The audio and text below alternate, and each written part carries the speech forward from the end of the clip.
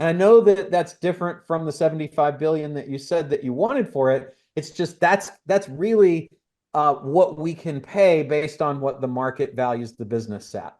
How does that sound?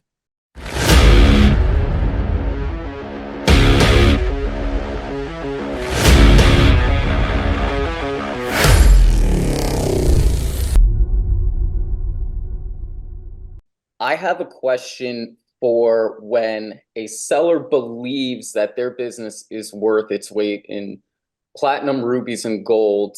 How do you have the conversation to let them down easy without, being a know-it-all, but saying like, yeah, your business ain't worth that? What are some classic lines or lead-ins you use in the conversation? The thing there is that you don't want to insult their baby. You just want to basically take the approach of so if they say, I'm thinking, so what do you want for it? I want $72 billion. Okay. How did you come up with that?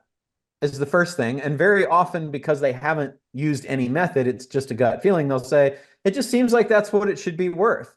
Right. And you say, okay, well, so the way we usually do valuations on companies like this, or you can say the standard way that you would value a company like yours is based on a multiple of profit. So what did profit look like over the last 12 months?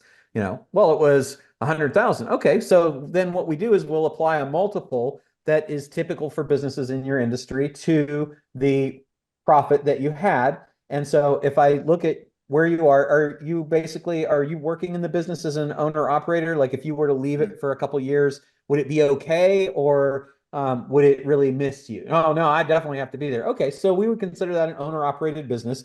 Let me look up on the charts. It looks like it's going to be between about a 2 and a 3. So given your 100,000, I'd say you'd be between 200 and 300,000. And I know that that's different from the 75 billion that you said that you wanted for it. It's just that's really what we can pay based on what the market values the business at.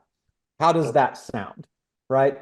And then you continue that discussion. I find that to be very non-insultive. It's non-confrontational. It's just, Mhm. hey, this is what it is. And if they say, yeah, but mine's worth more because it's a unicorn, and I think it's going to do $400 billion in contracts next year.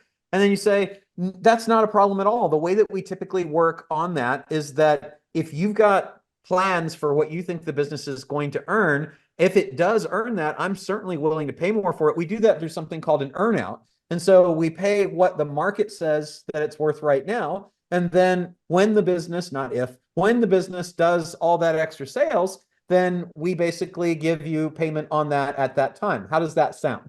Right? And just kind of keep trial closing with how does that sound, or does that make sense? And then you're not killing their dreams.